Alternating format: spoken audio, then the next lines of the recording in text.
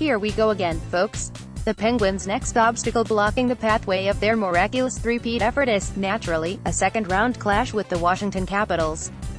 Considering how superstitious this Pittsburgh team is, it's kind of fitting that a third consecutive Stanley Cup try is following the exact same footsteps of its previous championship victories.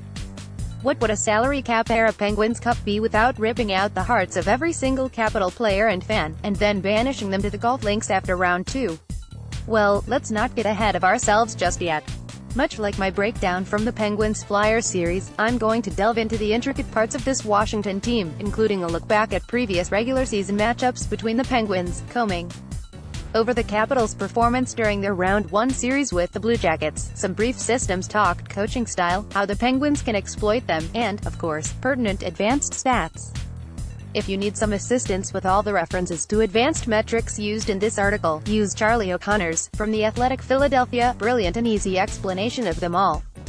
Head-to-head results. The regular season head-to-head results between Pittsburgh and Washington were a deadlock at 2-2. There were instances where the Penguins blew out the Capitals by more than 3 goals, like the 7-4 victory from back in the beginning of February, and times when the game was decided by just a couple tallies. It's no secret this rivalry has harvested a lot of bad blood over the past 2 years, and that's caused their tilts with each other to be a bit rough. Per the head-to-head, regular season statistics recorded by Natural Stat Trick, the Penguins didn't fare too well against Washington in regard to puck possession, even in their 2 wins. Their average Corsi for over the 4 total games was an underwhelming 48.58%, and their Fenwick for percentage, though a tad better at 49.76%, was also nothing fantastic. Pittsburgh's wins came solely thanks to its high number of shot conversions in high-danger areas. In the 2 victories, the Penguins had an average HDCF percent of 59.79%. That's very good. The Capitals took the Metro Division crown for a second year in a row, but when you look closer at their underlying numbers, they don't exactly sing the same sweet, commanding tune. Their struggle to convert on both sides of the ice were evident on a nightly basis, and they were significantly outplayed by their opponents more often than not. That being said, Washington tends to rely on its sharpshooters, deadly power play, and brilliant play by its goalies to close out games with a win, and it can survive this way because it has Alex Ovechkin on its roster. When it comes to how the Capitals fared in puck possession, goal differential, and shot differential against the Penguins though, things were not on Pittsburgh's side.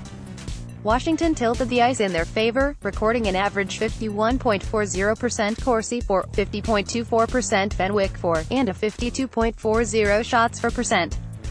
Ultimately, this is just a bunch of numbers proving that Pittsburgh will need to regularly control the play at even strength if it wants to make it to the Eastern Conference Final.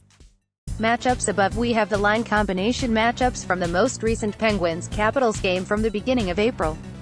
It comes as no surprise that Sidney Crosby's top line was matched up mainly against Ovechkin, Yevgeny Kuznetsov, and Nicklas Backstrom the majority of the time, but another infamous name on the Capitals roster that popped up was Tom Wilson. Matt Niskanen's face also came up as logging minutes against the captain.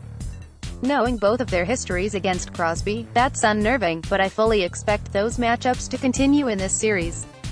The sore spot for the Penguins right now though is their issues with the defensive core and Mike Sullivan's distribution of minutes detailed both here and here, and that's extremely concerning given how electric defenseman John Carlson has been for the Capitals. In these playoffs, Carlson, not Ovechkin, leads his team in points with 9, 1 goal, 8 assists. He's been a juggernaut for them so far this postseason, and I suspect he'll take top pairing duties come puck drop in Game 1. Another notable Washington scoring defenseman is Dmitry Orlov, who, again, often sees minutes against Crosby and Evgeny Malkin. However, the Capitals will be without left-winger Andrei Burakovsky, as he's out with an upper body injury. Washington placed him on injury reserve and he'll miss 6 to 8 weeks. Burakovsky is a notable scoring threat, so this is good news for the Penguins and their depth. Once you get past the Capitals' top 2 lines, the Penguins have them outgunned, though Lars Eller and Devante Smith-Pelly showed their use on offense in Round 1. However, if Malkin can go, these two shouldn't cause too much stress for the bottom 6, but the Penguins would be remiss to ignore them. Here are the lines Trotz will probably roll with at the start of the series, courtesy of left-wing lock. Forwards: Ovechkin, Kuznetsov, Wilson, Stevenson, Backstrom, Oshie, Connolly, Eller, Smith, Pelly, Vrana, Beagle, Chase. On defense: Kempny, Carlson, Orlov, Niskanen, Orpik. Juice Team Stats, Advanced Data. It goes without saying that the Penguins' regular season PDO figures weren't great, so after digging themselves out the massive, unlucky hole they were stuck in at the beginning of the 2017-18 season, their final numbers ended up being just a bit lower than the Capitals'. That's fine, but as you can see, the problems lie more so in shooting percentage and save percentage. Where Washington truly shadowed the Penguins was, unsurprisingly, in the goaltender department, and it doesn't bode well for Pittsburgh that Braden Holtby is standing on his head coming out of the first round. For those of you who don't know, Holtby didn't start the series with Columbus, Philip Grubauer did, but it seemed that was enough to piss of the former Vezina winner to the point of earning his starting role back.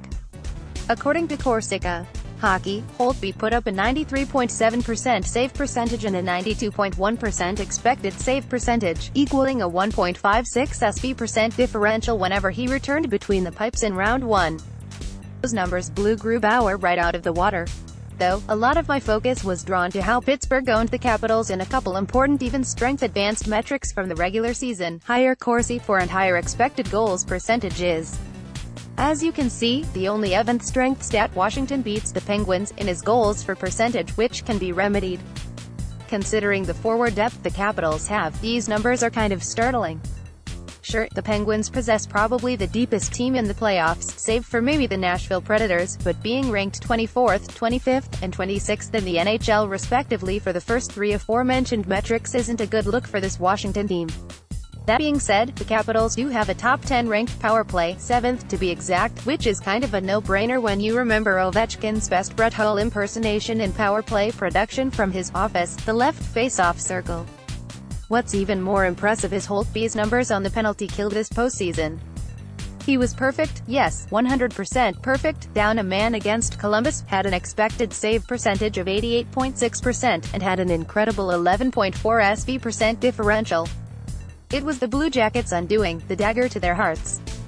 A showdown between him and Matt Murray might end up being one for the ages, as well as the deciding factor in this series. Pittsburgh must convert on the man advantage throughout the series. There's no other way to say it. The Penguins showed in Game 2 and Game 5 of their first-round series that when their power play gets too cute and isn't clicking, a loss will be the outcome. And that was against the 29th-ranked Flyers penalty kill. This time around is a whole different animal. Systems and strategy. Here's a couple heat maps that prove how ineffective the Capitals were at 5-on-5 play during the regular season. Look at the way Washington distributes the puck and, subsequently, look at its shots on an average. There's a lot of focus on the middle lane, the slot, and the point, but what's interesting to me is how many shots the Capitals get off right to the right side of their opponent's goal crease. That's surely a point of emphasis by Barry Trotz's offense, and it seems to work out well. Pittsburgh will need to hinder chances on the backside and prevent the puck getting cycled or squeezed into that area, and it can do so on the other end of the ice with its stifling forecheck. Speaking of the forecheck, the Penguins have used their 1-2-2 variation to smother their opponents all year, and Washington has been and will be no different during this series. Pittsburgh has regularly dominated play in the neutral zone against this Capitals, using its speed and aggressiveness to force them off the in-puck before clean zone entries and offensive sequences can be set up. The Penguins have also eliminated the neutral zone altogether, bashing the Capitals into their defensive zone corners, frustrating Washington to no avail. That sort of pressure is paramount if the Penguins want to prevent the Capitals' setup from easily accessing the middle of the ice in front of Murray. On the flip side, the Capitals' defense at even strength is bloodbath, and Columbus took full advantage of the space it was given by them in their first-round series, detailed below. Pittsburgh's net crashers, looking at you, Patrick Hornquist, have to be on their A game, as well as the rest of the forwards not constantly looking for the perfect pass and omitting from taking shots when they clear lanes to Holtby's cage. The cute stuff needs to be put on the back burner. Hopefully that's over and done with. A brief look back at Washington versus Columbus. The Blue Jackets stunned the Capitals in the first two games of their Round 1 series after burying two overtime winners to go up 2-0 in DC. The goal of an away team is to steal at least one victory on the road in the playoffs, but Columbus managed to return home with a comfortable lead. Then, Braden Holtby happened. In my brief mention of him above, Holtby was the glue that held together this Capitals comeback surge. Their star goaltender's name was called 20 minutes into Game 2, and though he didn't earn a win in that contest, the series tide certainly turned in the Capitals' favor from that point on. Washington went from having an 18% chance of beating Columbus after Game 2, to having a whopping 58% chance after its Game 4 victory. You can certainly see that in his aforementioned series numbers that Holtby was the main reason for it. But even when you look past Holtby's outstanding performance, the Blue Jackets didn't give themselves much of a chance. Hello, face-off circles and goal crease. Summary: this isn't going to be an easy series by any means. Whatever way you spin it, the Capitals are drooling over the chance to get revenge for the past 2 seasons' outcomes. They definitely have a huge chip on their shoulder and a ton of pressure riding on how they'll fare in round 2, their arch-nemesis. Everyone is waiting for them to wither and die again. Losing 2 Game 7s at home in back-to-back seasons is embarrassing enough. To have it happen a third consecutive time might be catastrophic to the organization's future as a whole. Time is running out for Barry Trotz's squad. What the Penguins have to do is stave off Washington's home ice advantage and basically mimic everything Columbus succeeded at and also failed to do. Control 5-on-5 play composed and limit trips to the penalty box, prevent the Capitals' power play from converting at a high rate, break Holtby down with their lethal top-ranked power play, don't leave Ovechkin alone in the left face-off circle, keep an eye on Backstrom, as he'll sneak around when all eyes are on Ovi, limit Kuznetsov's crashes to the net, and lastly, and most importantly, have Murray be a brick wall each night. Admittedly, that's a lot to handle. The Penguins will also have to hope for Malkin and Carl Hagelin's health to be back at 100%. So far, neither of them have practiced, but it isn't much of a cause for concern, yet. Micah McCurdy's model oddly favors the Capitals on paper, but when has adversity stopped this team from succeeding before? Washington is a less talented team than they were last postseason, and Pittsburgh is significantly better. It's doable. Of course, it's doable. This is the Pittsburgh Penguins we are talking about.